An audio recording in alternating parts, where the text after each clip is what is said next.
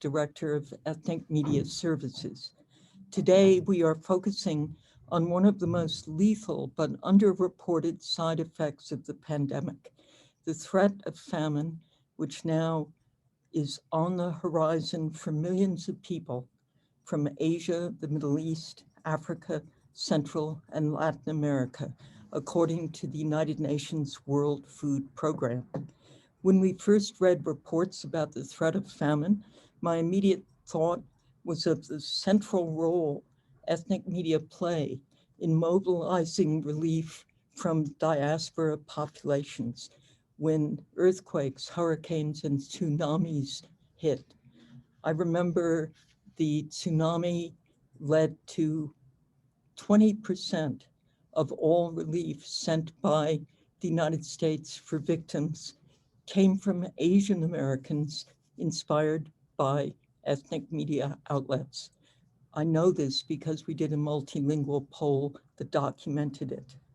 Today's topic is almost like an early warning signal for us about the possibilities of what could happen as hunger spreads, food disruption, called food insecurity, in the wake of the economic devastation of the pandemic. Our speakers will address what's being done to avert the disaster.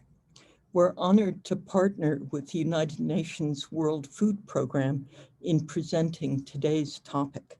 Speakers include Steve Taravella, Annabelle Symington, and Elio Rujano, all with the UNWFP, and Parul Sachdeva, who's joined us from New Delhi at midnight, her time, I might add, and who is an advisor in India for Give to Asia. We'll send extended bios and contact information together with the video of the conference to all participants, as well as collateral our speakers have asked us to provide. We ask reporters to enter questions in the chat box. After each speaker, our moderator will select questions for that particular speaker. We'll have a final round of Q&As at the end of the hour.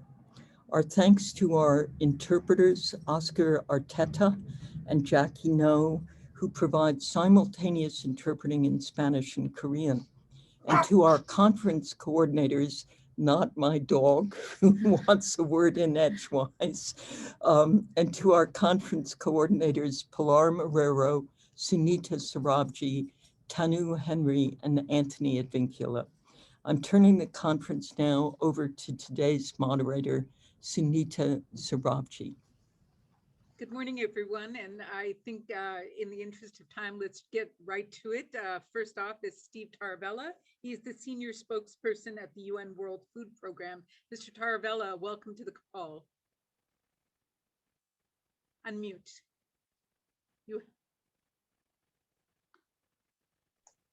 Okay, now can you hear me? Yes. Sorry about that. No worries. And actually, can the interpreter hear me? You mentioned a special mic a moment ago. I don't have a separate mic, but hopefully I'm coming over clearly enough. Yeah, okay. So I'd like to give folks a snapshot of what's happening to address global hunger in hopes you find it newsworthy, either now or in the future in your reporting. But first, let me tell you who we are at the World Food Program and what we do so you can understand our work and why we're here with you today. So in a nutshell, the World Food Program is the hunger relief arm of the United Nations. We feed about 100 million people every year in about 88 countries in every region of the world. Since most of you tuning in, I understand, are based in the US, I should say that we don't deliver food in the US. We don't operate food banks, for instance.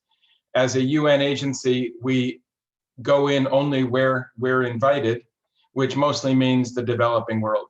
Similarly, we're based in Rome, but we don't feed Italians. We have about 19,000 people on staff, about 90% of whom work in developing countries, since we work where the world's poorest and most vulnerable people live. And we do it with one of the largest budgets in the UN system, about $8.5 billion with a B, entirely funded by voluntary contributions. For the purposes of this briefing, to keep it in a tight 10-minute window here, I'm going to focus just on 3 activities to give you a sense of what's happening in hunger relief right now and what WFP's role is. We respond first to natural disasters.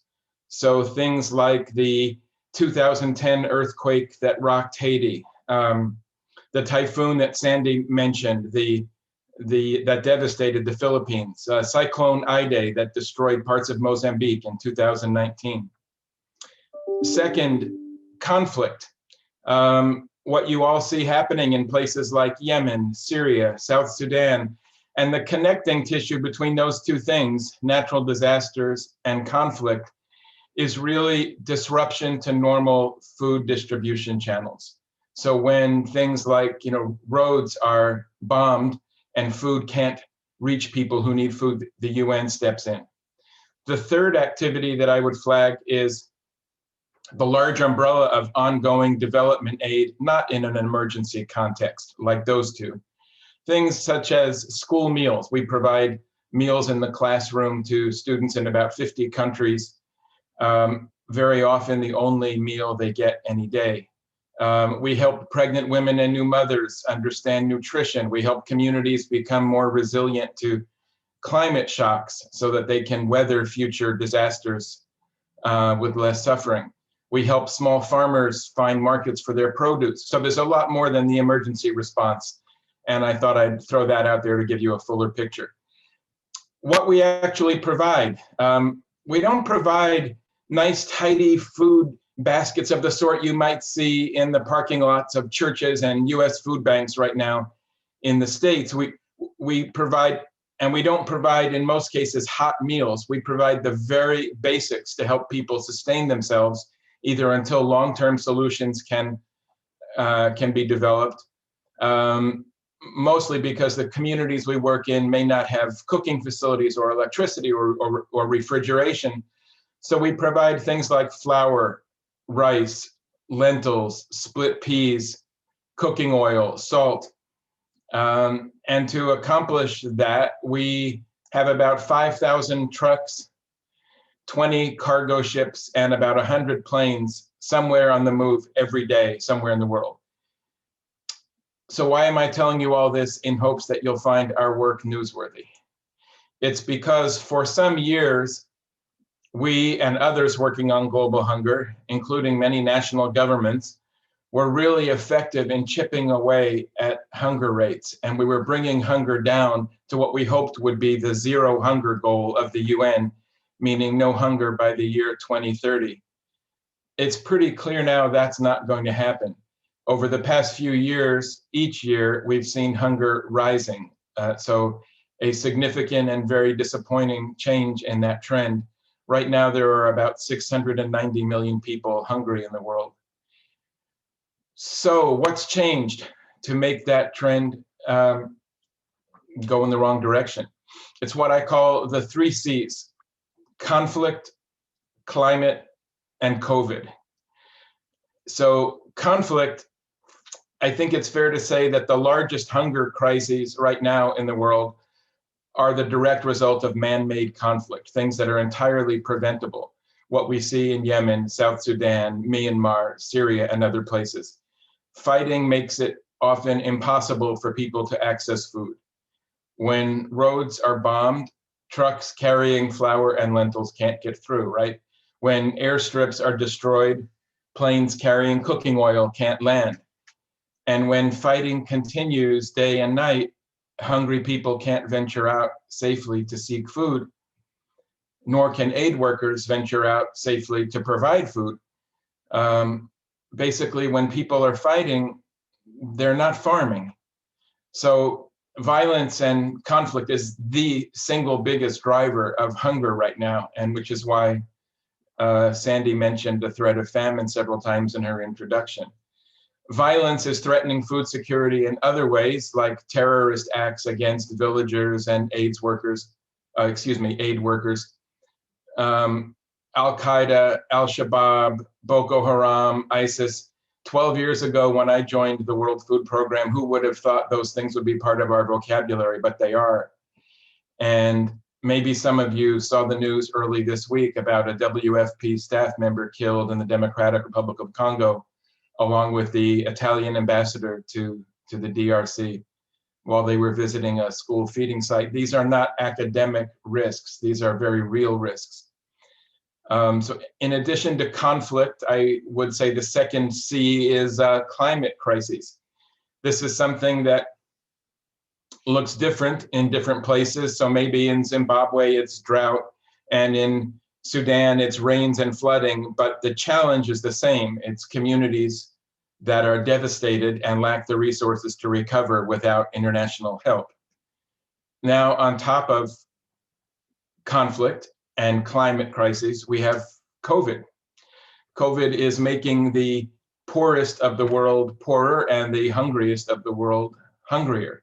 Before COVID, we estimated there were about 135 million people acutely hungry in the world, meaning people who literally don't know where their next meal is coming from. And we estimate now that that has almost doubled to about 270 million because of COVID.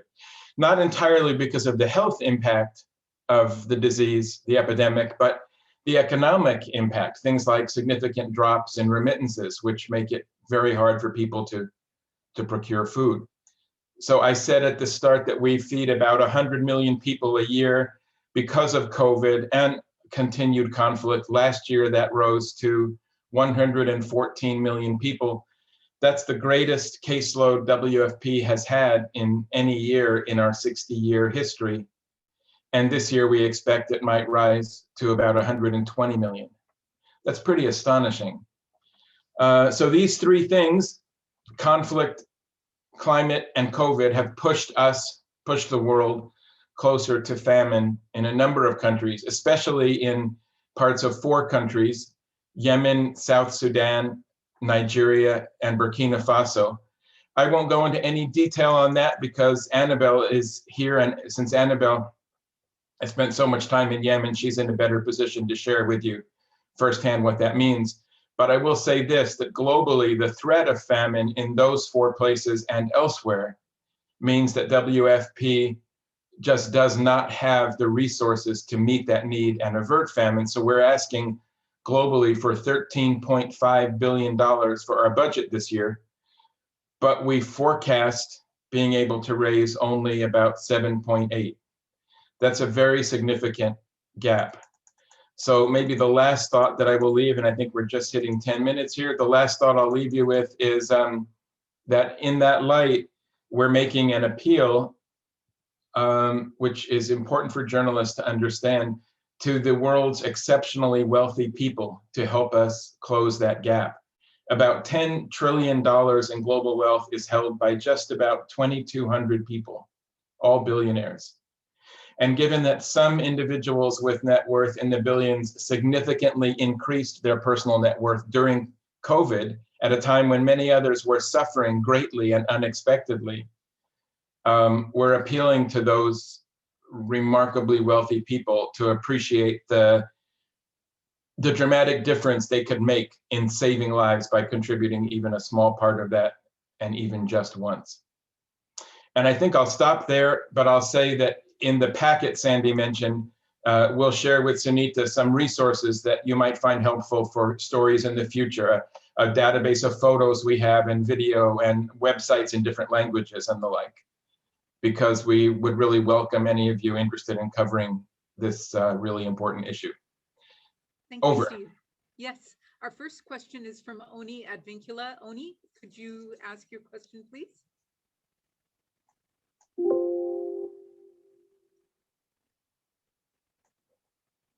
Thank you, Sunita. I'm just going to read my question. In many poor countries like the Philippines, where I was originally from, COVID, conflict, and climate change, they just exacerbate food insecurity and hunger. The main problem, the mainstay culprit, is corruption in the government. How does your development work address this issue? And as a journalist for an ethnic media outlet, how do you see my role in my reporting to find solution to this very complicated problem? Boy, you guys aren't even going to give me an easy one. First off, we're going right to corruption. No, that's a really interesting question. And that's a question, Oni, that I suspect people in many countries could ask.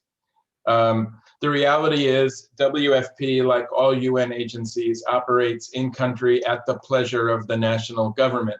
So we have to work very closely with the government in determining what provinces or what regions to work in to provide this kind of assistance here, but maybe this kind of assistance here. It has to be collaborative or it won't work. Obviously, where there is some sense of inappropriate activity or decision-making by a government, we do our best to help the people in positions of authority see what's really needed in terms of feeding their people. But we can do only what we can do within the confines of our mandate, which is to feed people regardless of what tribe they're affiliated with or what political party or what leaders they support. I'm afraid it's one of those long-standing ongoing issues that a food agency isn't going to be able to solve. We just do the best we can to work within whatever we encounter. And to follow up with Oni's questions, how cooperative are local governments with WFP? Have you encountered instances where governments are not cooperative? Yes. Look, the reality is there are some national governments that would prefer not to talk about hunger, not to acknowledge that they are unable to feed their people. They would prefer maybe we don't even use the word hunger, or that we don't operate with a lot of visibility there for that reason. I would say that's the exception, though. I think the better answer to your question is that in almost all countries, we work remarkably closely with the national government. We look at them truly as partners. We call them partners not because it's a humanitarian speak word, but because that's really how we see that relationship. We have to work with them to be effective in getting access to certain areas and understanding some of the local politics and local customs, and most country governments, because they've invited us in, want us there and want to see us do well. So no, I would say and also one thing that might interest you on that note is with activities like the school meals that I mentioned, we really see ourselves there only as a temporary Band-Aid. Our goal is to help build the capacity of the country government to turn then over the school feeding program to them to manage, which of course they would prefer. So we work very closely in activities like that with the host government to ensure they're empowered and we step out. Vijay Sundaram has a question for you. Vijay? I will ask Vijay's question for her. She asks, what percentage of your donations go to administrative costs? I think it's about, I'm sorry, I should have that on the top of my head. I think it's about 7%. I mean, it's really an admirable rate within the humanitarian community for what that should be. And if I'm wrong later and I check and it's not 7, Sunita, I'll send it to you and maybe you can correct me in what you send out. But it's obviously we try to keep that as low as possible so that most of what we receive goes to the people we're charged with serving. Absolutely. Could you stay on for one more question from Lyndon Johnson? I'd like to stay on for the whole thing. So Lyndon, could you unmute yourself? Yes, good morning, everyone. Yes, the question is, you mentioned that you have done work in Haiti during that earthquake. Do you do any other work in other part of the Caribbean, say, for example, Jamaica, Barbados, or Trinidad? We have an office in Barbados, I believe, that serves the Caribbean. It's a very small program. We had a hurricane relief project there after the storms that came through last year. But you know what?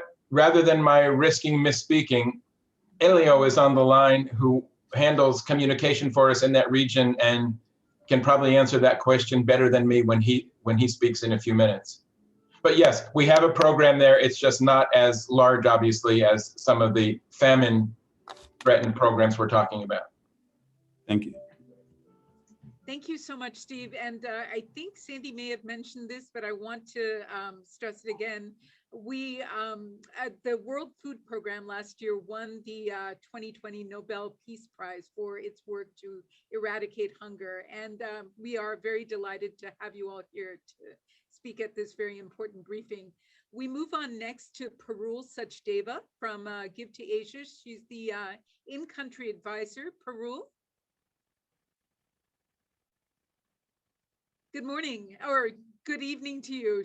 Parul is joining us directly from Delhi. So thank you so much. Unmute yourself, please. Hi, Sunita, and hello, everyone. I would need your help to put on the presentation, Sunita.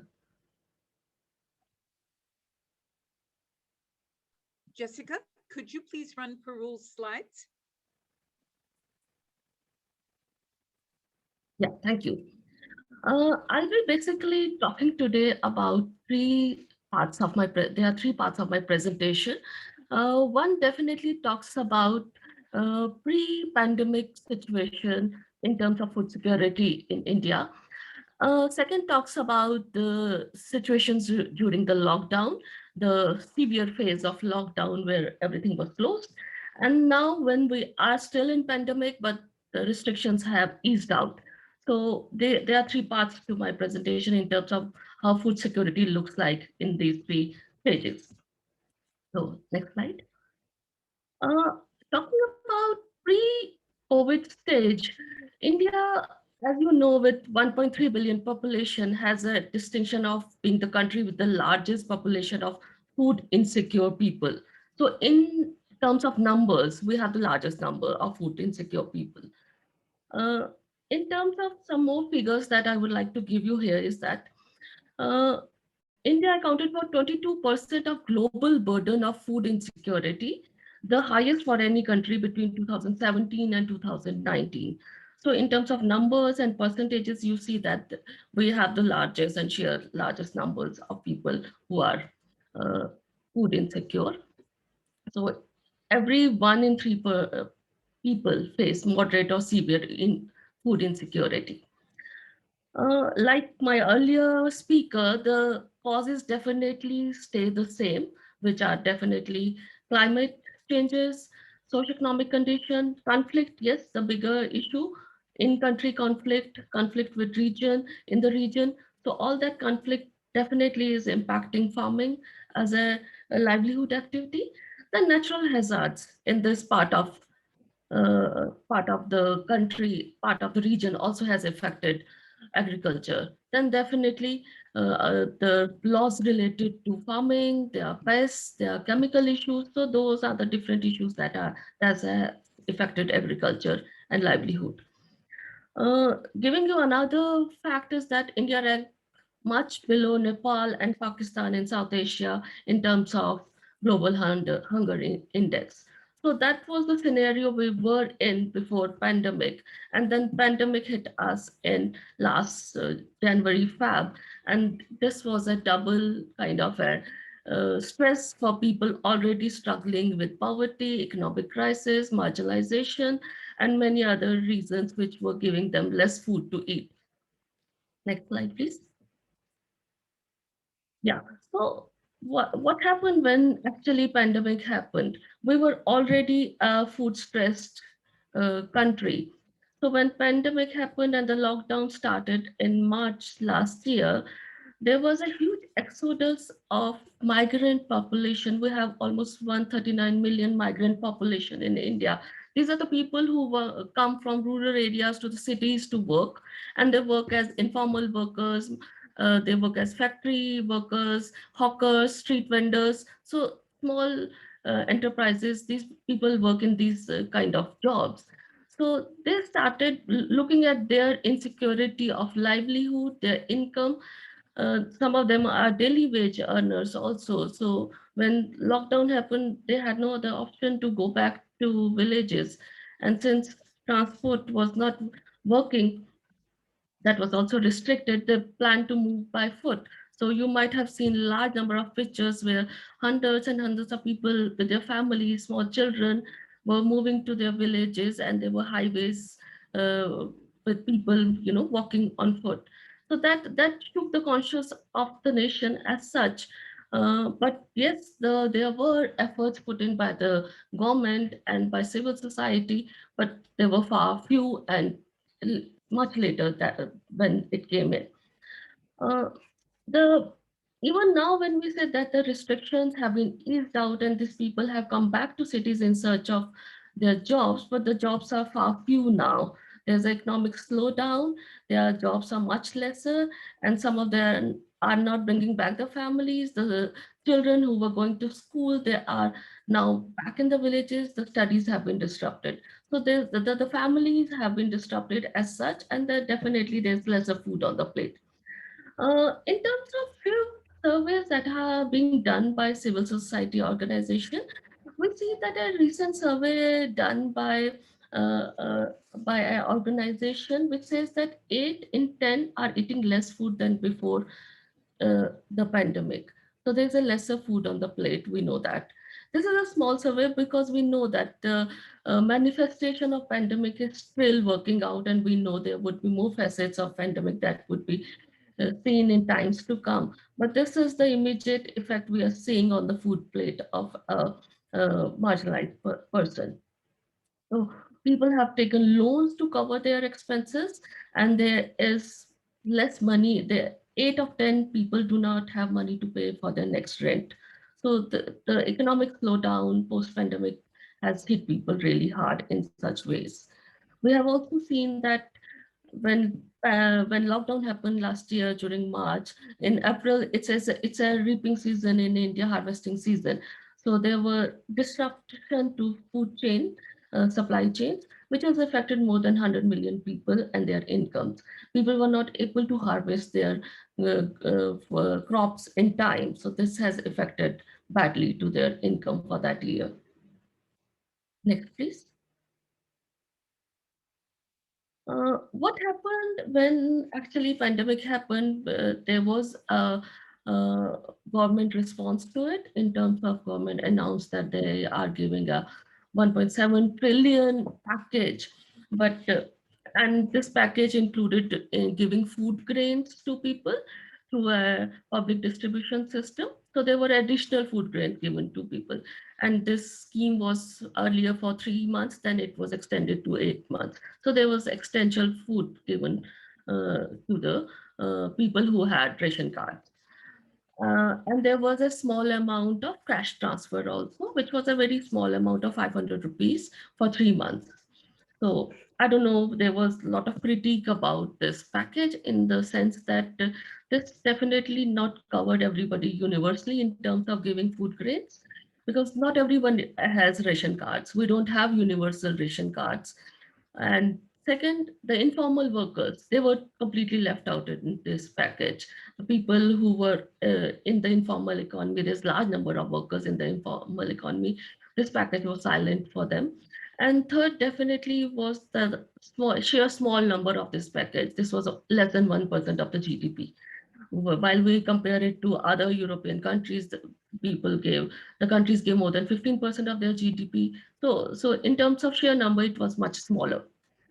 In terms of communities, we see that whenever there is a disaster or a situation like this, the communities come together, the civil society comes together. There are stories of hope and there are stories of, helping each other. So non-profits came and took a lot of challenge when people were moving back to their villages. They provided meals to these communities. They provided health supplies. They provided shelter. So which was applauded by Supreme Court in India, and some of the reports says that civil society provided more meals than what government provided to the needy. So civil society played a big role around this time. As one of the example, one of the organization, Akshay Patra, it almost distributed 1.8 million meals per day. And they also make sure that they were giving meals to people, students who were not coming to school to go back and to give to their homes in terms of dry rations. Now we see that now that the relief phase has been over, now through Give to Asia also we are working to work on the economic rehabilitation in terms of giving small inputs to kickstart their livelihood in terms of training, education, capacity building, and also input cost for agriculture. So later in a case study, I'll talk about the input cost that has helped a family. Going ahead. Next slide, please.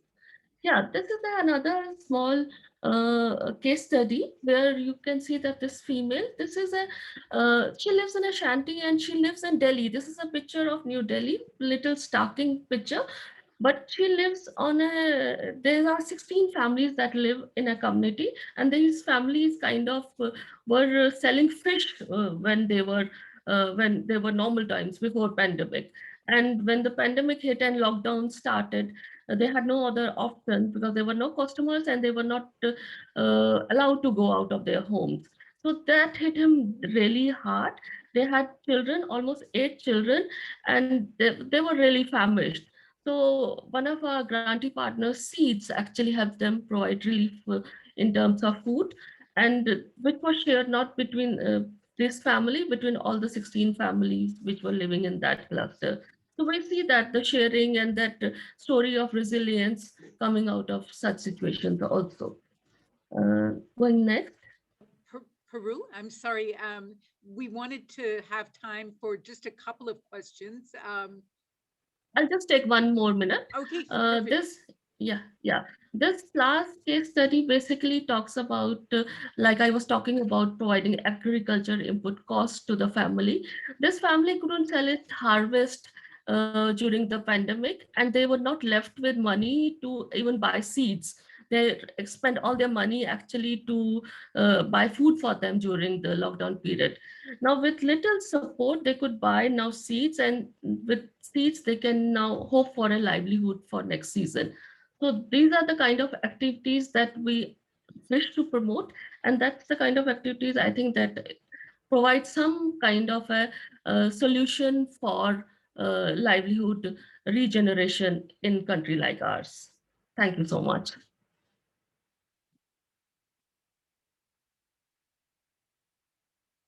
Sunita, you are muted. Got it. So Hasina has a question, and I know, Keith, you said that she could email you, but I'd like Hasina to ask her question so that all the reporters on the call might be able to hear her response. Hasina?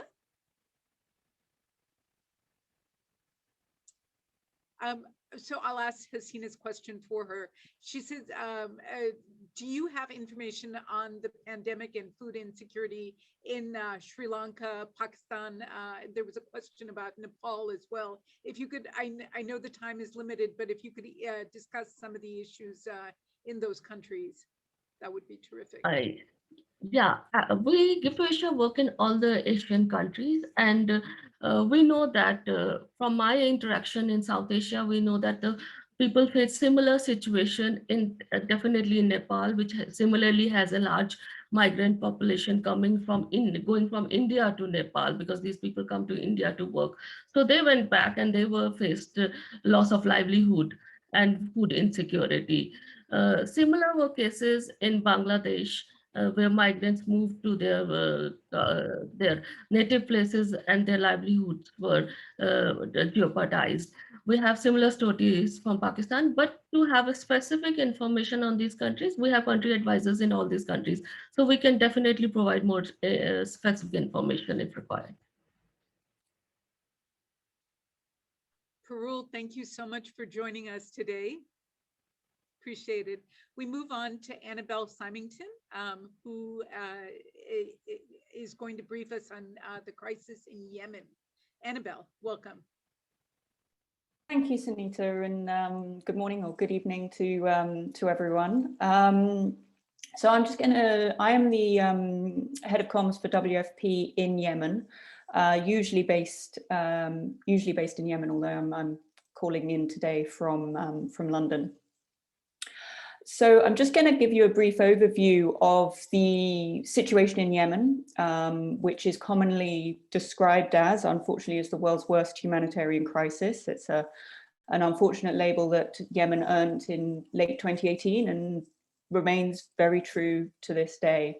And then I'll talk you through a bit about what WFP is doing in Yemen to support the people there. So conflict is the main driver of the hunger crisis in Yemen. 6 years of war now between the Houthi rebels who control the north and the internationally recognized government in the south. War has devastated infrastructure. It's destroyed agricultural land, it's eroded government services, and it's left the health system on its knees.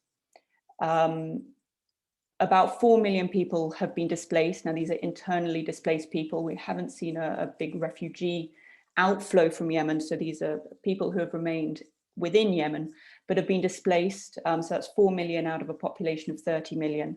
And for many people, they haven't only been displaced once, but they've been displaced multiple times as front lines have moved, each time life getting harder. The economy in Yemen is at a near breaking point. And with it comes Yemenis' ability to cope. So food prices are on average 140 times higher than pre-war. The currency is incredibly volatile, but has lost a huge value since the start of the conflict. And then on top of that, you've actually ended up in effect with two currencies now in Yemen, because there is sort of rival currencies between the two areas of control. So that also means that if you have a family who lives across the line of control between the Houthis and the IRG, that in effect they're losing money when they send sort of remittances, even internally in the country. Fuel is also, availability is very unpredictable. I'll touch a little bit more on that later. And costs have gone up, and fuel, this is not only for transport, but as in many parts of the developing world, fuel also powers generators. So it's core for electricity in hospitals and the like. And so all of this is worsening the food security situation. Yemen, even pre-war, was the poorest country on the Arabian Peninsula. Even pre-war, WFP was there feeding about 1 million people. And then through these 6 years of conflict, food security has just gone up. Insecurity, sorry, has just gone up and up and up. And we are right now supporting over 12 million people. So on top of that, last year, COVID hit. Now it's been very difficult to get real clear numbers on how many people have contracted and died from COVID, because testing capacity in Yemen is very limited, although the WHO has, is in Yemen and has tried to support where possible. But we've seen in excess deaths that in mid-2020, the excess death rate seemed to be very high, which would suggest a significant toll from COVID. We haven't yet seen a big second wave, which has hit obviously other parts of the world and particularly Europe. Although the government in the south did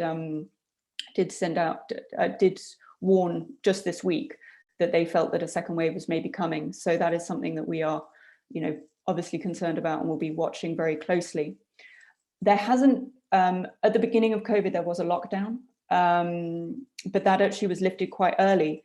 And what we heard from so many people, when you ask them, are you going to stay at home? Are you scared of COVID? They would either say, we've seen worse, the conflict, or sort of ask, how could you possibly ask us to stay at home when, we'll starve if we stay at home? Which is a really difficult question to be faced with, and it really underscores both the gravity of the situation and then also the amazing resilience of the Yemeni people. So the hunger situation right now in Yemen has hit a new peak. We are seeing numbers, the worst numbers that we have ever seen in Yemen. Data that WFP with some of our other partners, other UN agencies put out at the end of last year, forecasts that in 2021, 50,000 people are already living in famine-like conditions. Another 5 million are just a step away from famine and a severe risk of falling into famine. And then about 11 million people are facing crisis levels of food insecurity. So these are still hungry people, people who wake up every day and don't know how they are going to feed themselves, how they are going to feed their kids. These are people who are resorting to desperate measures in order to survive, things like, and unfortunately it's something that I hear all the time, you know, mothers saying that they eat less to feed their child, sometimes having to choose which child eats. Which is it just, as a parent, can you imagine having to make those kind of decisions? The toll on children in Yemen is catastrophic. Around half of all children under 5 in Yemen face acute malnutrition in 2021. Acute malnutrition has not only a devastating effect immediately on children, and including the risk of death, but has very severe long-term impacts. So a malnourished child will, it affects both their cognitive as well as their physical development. And so this is a child who will not be able to reach its full potential.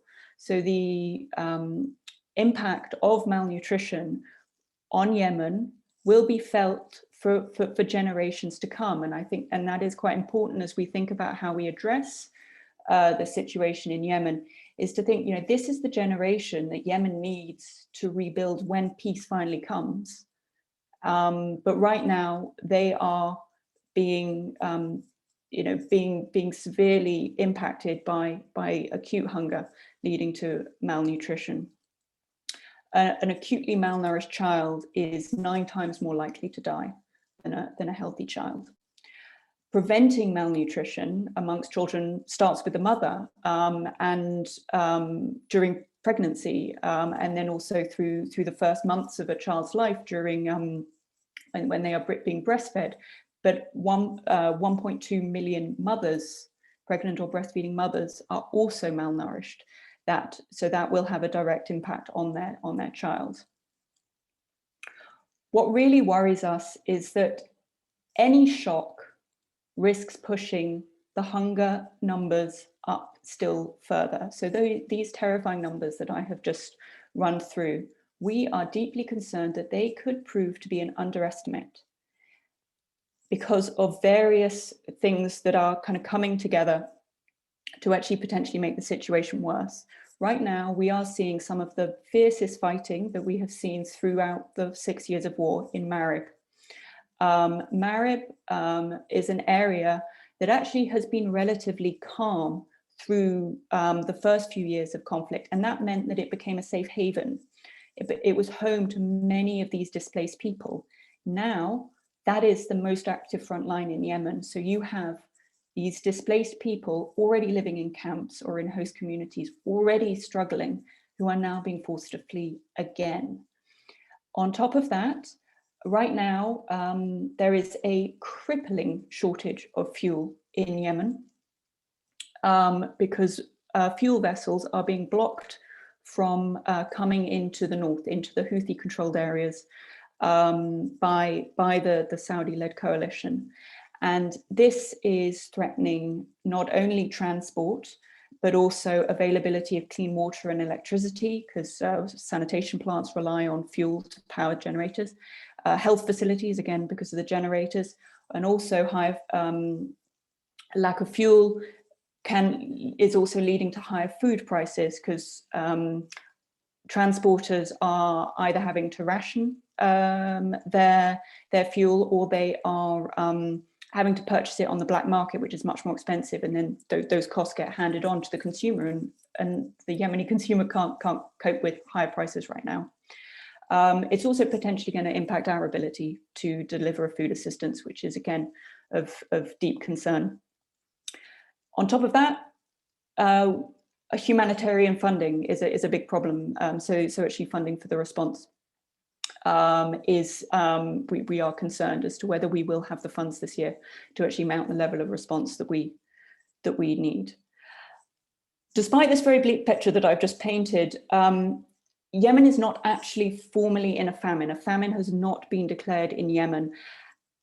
And that's partly slightly comes down to semantics. It is very difficult to declare, so a famine requires evidence of severe food insecurity, certain rates of malnutrition, as well as mortality rates. And in a conflict zone like Yemen, it's actually very difficult to get that, that kind of level of evidence, which is possibly one of the reasons that it has not been declared. But we shouldn't be waiting for that. The fact is that right now, you know, people are dying of hunger in Yemen, and so the time to act is now, and we certainly cannot wait for a second. So what is WFP actually doing about all of this? So our operation in Yemen is our largest in the world. WFP is largest in the world, and as I mentioned, we were there even pre-war, and then through the last 6 years of war, we have scaled up assistance. So from 1 million to 12 million today. So a huge and very rapid increase. WFP has two mandates, and it's in our tagline. So saving lives and then changing lives. So the saving lives part is the emergency food assistance, and that is the core of what we do in Yemen. We deliver flour, pulses, oil, sugar, salt to 12 million people. On top of that, we provide nutrition support to children under 5 and mothers, and this is both nutrition support to children and mothers who are already malnourished, as well as targeting the support into areas where there is a high risk of malnutrition in order to prevent children and mothers from becoming malnourished in the first place. Right now, with the very alarming food insecurity figures that we're seeing, we are looking to scale up again our level of support. We are already prioritizing assistance into the specific districts where we see the highest rates of food insecurity. So ensuring that those people get the immediate assistance that they need. And then also newly displaced people. And so particularly that's up in Marib right now.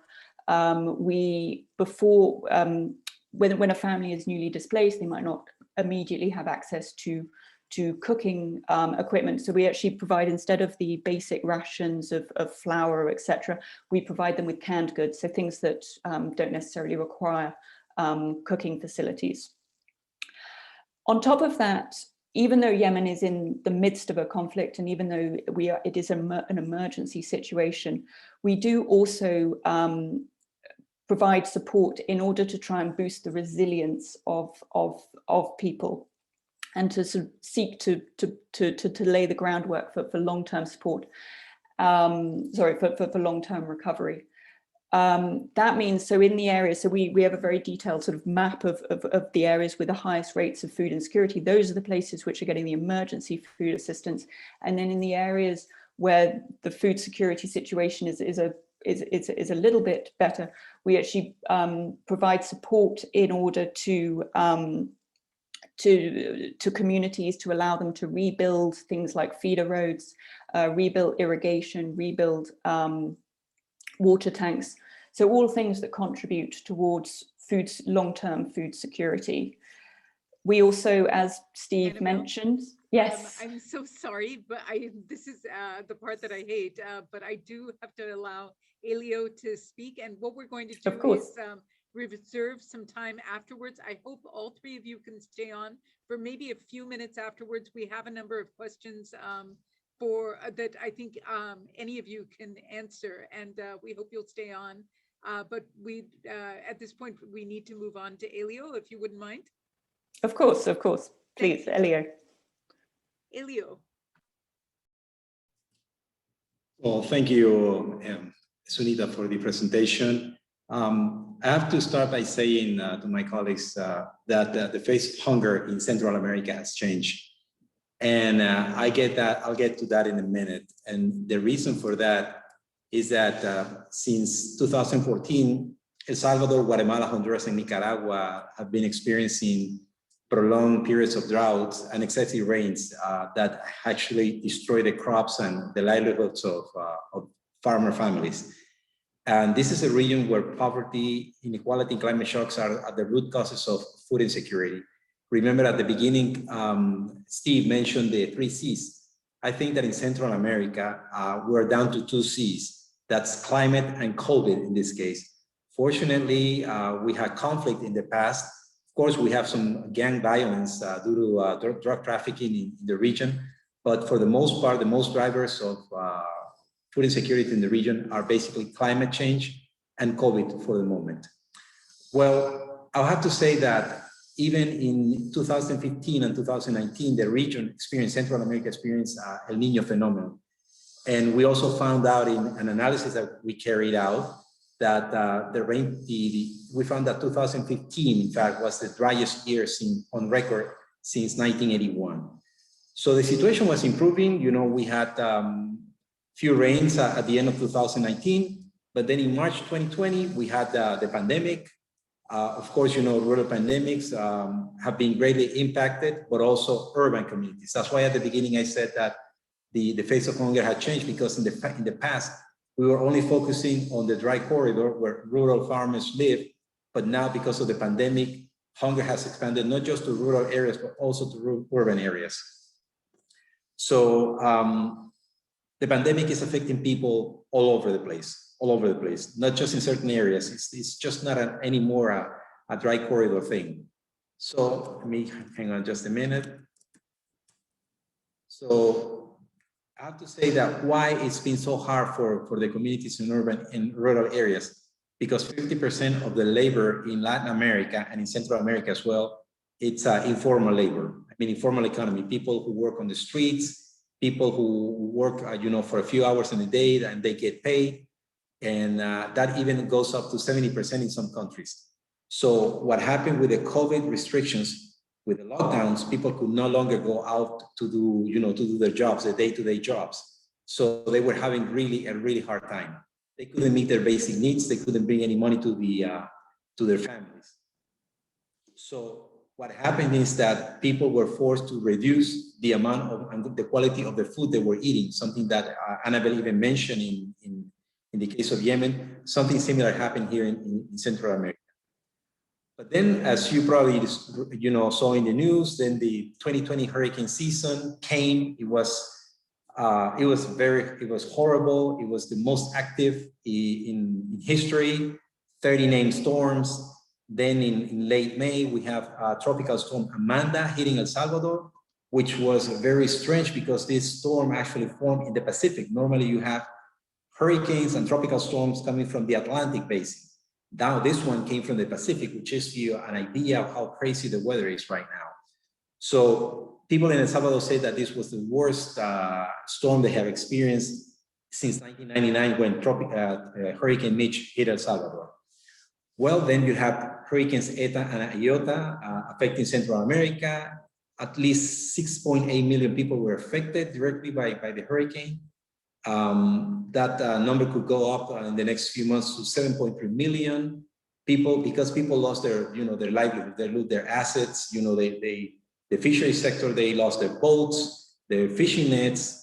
In inland, farmers actually lost, whatever tools they use for agriculture. So I have to say that all these issues of food insecurity, climate change and the COVID came at a really bad time. We were really praying at, when COVID hit, that we were really hoping that the hurricane season will be a quiet one, as we had a few years ago, but that was not the case. So you have the sum of, recurring droughts and erratic weather, heavy rainfalls since 2014.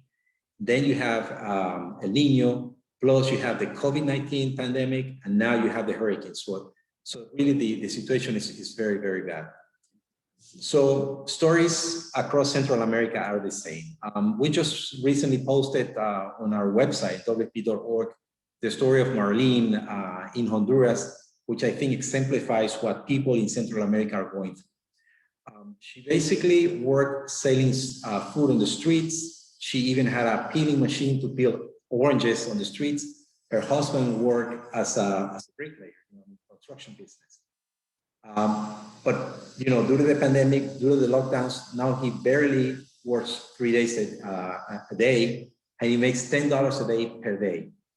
The family, because of the situation now, are selling, collecting bottles and collecting scrap and selling all of that for 8 cents a pound.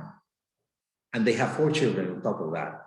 So imagine how hard it is for them, lockdowns, COVID, the hurricanes, although they were not affected directly by the hurricanes, I mean, the husband used to work in a nearby house after he lost his job. But unfortunately, that house was washed away by the hurricane, by Hurricane Iota, I believe.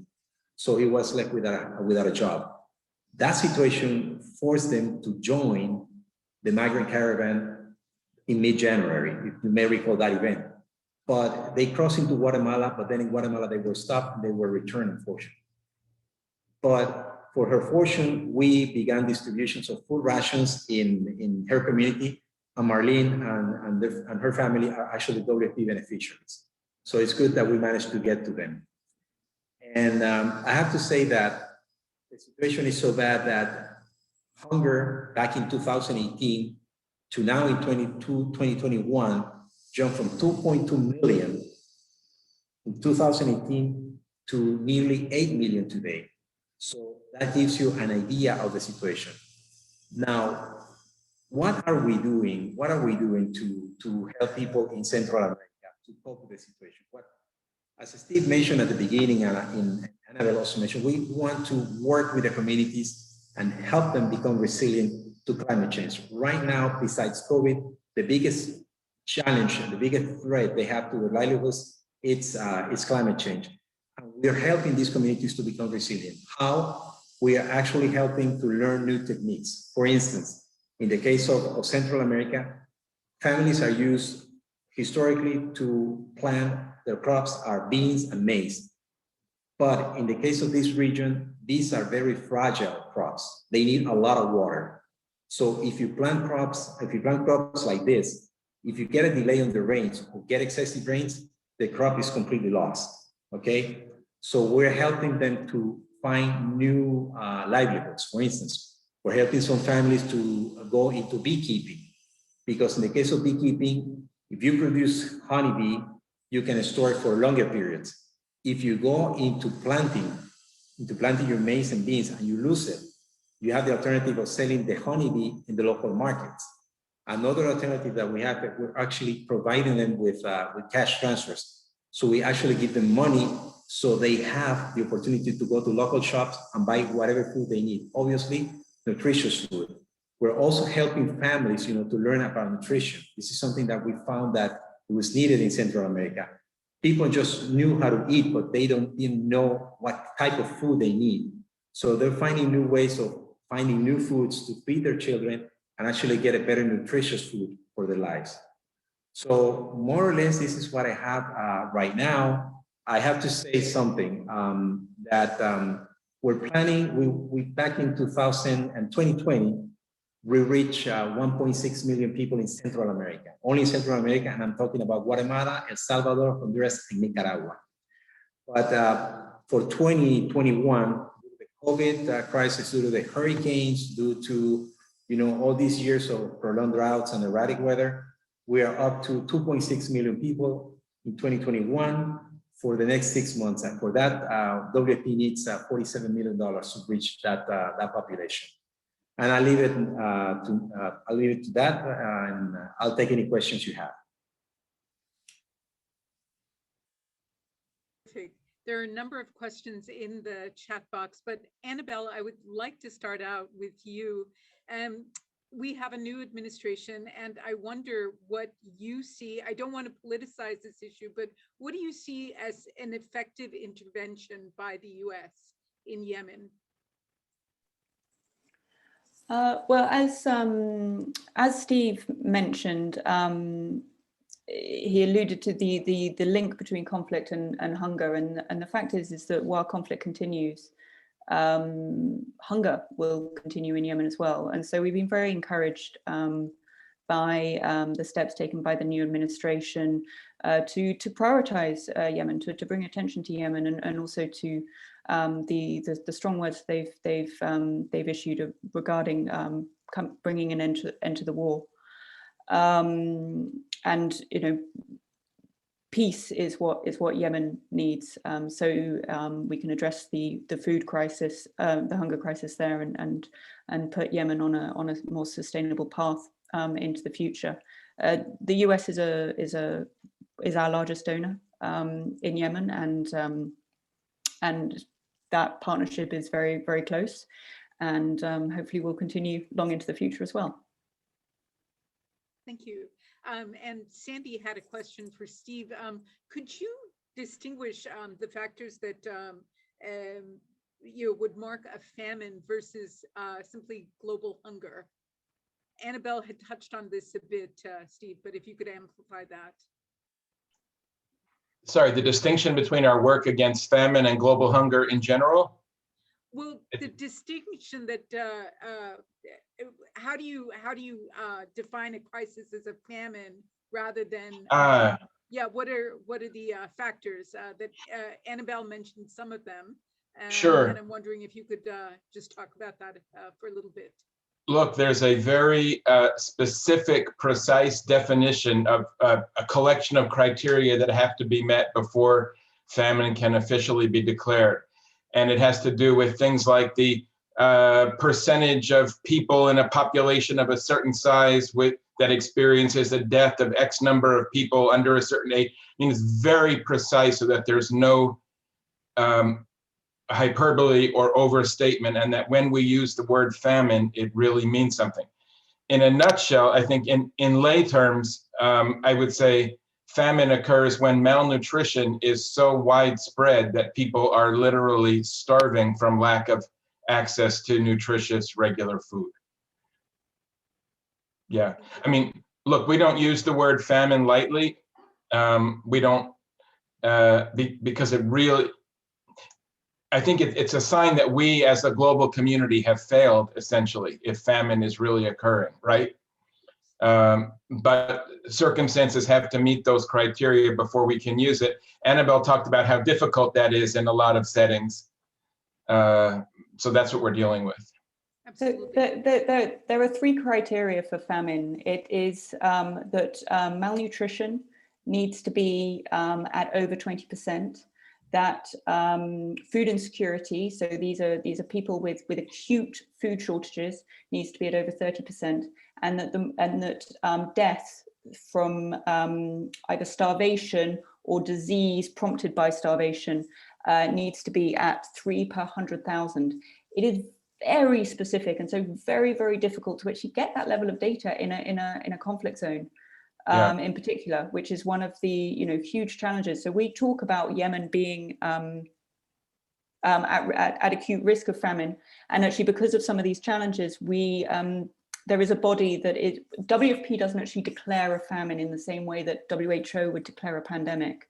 It is actually a group who would declare a famine. So it's not only up to us. It comes under the this group called the IPC, the Integrated Phase Classification Group, of which WFP is a part. And they actually introduced a few years ago a thing called a famine likely classification. So that's basically where we think there is famine, but we don't actually have the data to say that there is categorically a famine. And so that was really to acknowledge the fact that the burden of proof, the burden of evidence required is so high. People are already dying. To declare a famine, that means people have already died, and so we shouldn't be getting there. As Steve said, we have failed if there is famine. Absolutely. Elio, Henrietta Burrows has a very interesting question for you. Henrietta? Thanks so much, Sunita. Elio, I find it fascinating that you mention beekeeping for people. In the US, bees are under siege, they're under threat, and they're disappearing for all kinds of reasons. So what's the situation with bees in Central America? Aren't they facing the same type of issues? I thought this was a global issue with bees. Well, thanks for your question. Being myself, I used to be a beekeeper, by the way. I'm very attached to beekeeping. So in the case of Central America, quite frankly, I haven't heard anything that they were having issues with beekeeping. You know, it's a very expensive business. I have to say, it requires a lot of help. Sorry about my dog. He wants to answer for me. He wants to answer. Sorry about that.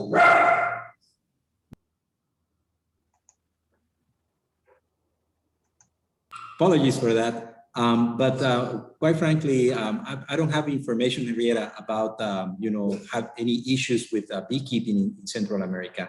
But that's one of the livelihoods we were actually helping farmers, smallholder farmers in Central America to learn, you know, new abilities, new techniques, so they can become food secure. Interesting. Araceli also has a question for you. Araceli Martinez.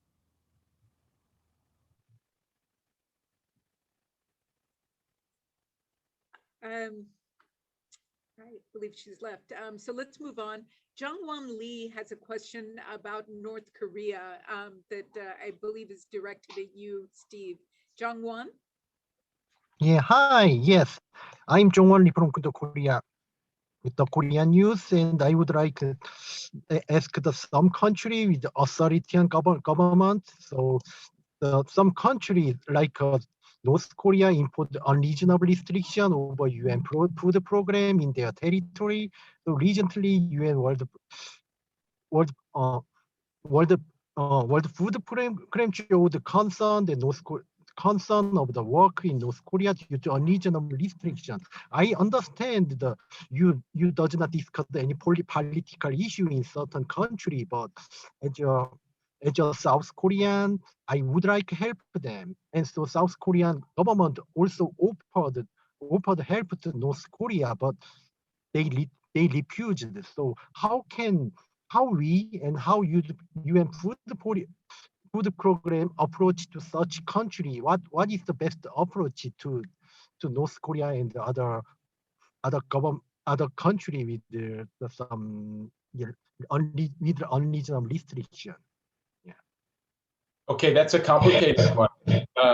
I think maybe the short answer is this. I would say, just as COVID has made it more difficult for us to operate everywhere, COVID restrictions in North Korea have made operating there more challenging for us too. But I want to be clear that I think there's a misunderstanding out there, because I heard somebody else say earlier on a different platform what you just shared. We're not suspending work in North Korea. All UN offices are still open. WFP is still providing food. It's true that our international staff have left the country now because of the restrictions, but we fully expect them to come back. And while they're away, they're working remotely just as we are here. I mean, I think most of us have had to learn how to work remotely under COVID. I'm not working in my office, for instance, right? I think many of you aren't in your office. Our national staff in DPRK are still in country and in the office and administering the program to deliver food. So we're still feeding people. I think at the end of 2020, you know, just 2 months ago, we had fed about 730,000 people in DPRK. So it's a challenging time, you're right, but no, we have not stopped delivering food or suspended it or anything like that. Fantastic. I think we end the conversation here. It was amazing to hear from each of you. Sandy, some closing remarks? Well, just a quick question for Elio, because it came up earlier from Lyndon Johnson. Is he seeing anything in particular in the Caribbean that he wants to share in a final one moment? All right. Could you repeat the question he had? A question from one of our reporters had to do with Jamaica, Trinidad, the Caribbean countries. And Pilar asks, and in Venezuela as well. Okay, in the case of the Caribbean, we have, as Steve mentioned, we have a small office in Barbados, and that office was set up with the purpose of supporting governments in the region, in the Caribbean basin, especially the small islands, in emergency preparedness and response. You know, it's the islands are very, very vulnerable to hurricanes and tropical storms. And you may recall, you know, in 2017, Hurricane Maria, Irma, and then you have Dorian in the Bahamas. I was in the Bahamas personally, and it was a total disaster. And the idea of that office is to provide technical support to the governments to prepare to face, you know, these recurrent hurricanes in the region. But that's a very small office. It's not a country office that we have, for instance, in Nicaragua or Guatemala or even Haiti and the Dominican Republic. But we're providing technical support, and we're also helping governments to expand their social protection systems, because we found out that governments already have social protection systems like school feeding, for instance, or even any other social protection program, safety nets. And we are helping governments to expand these programs. So in the case of a disaster, they can rapidly expand the program so they can take in the people who were affected by these major disasters. That's more or less what we're doing. In the case of Venezuela, we don't have a country office in Venezuela. We don't have operations in Venezuela. So because we're at the end of our hour, and you could see we've gone past it, because we're so appreciative of having this expertise from India, from our UN speakers. I want to just say what has so impressed me is that I make a mistake when I wait for the word famine. I think, as Annabella says, it's too late. People have died. People are dying now. This is the time to send this is the time we need to be paying attention to spreading hunger, and we don't need to wait for the formal trigger of famine. So this is incredibly valuable insight. Thank you very, very much. And fantastic that you're all working on the front lines of this issue. Thank you. Thank you, and please, we encourage anybody who's been online, any of your members, to reach out during the year if you're ever working on stories about hunger or humanitarian aid.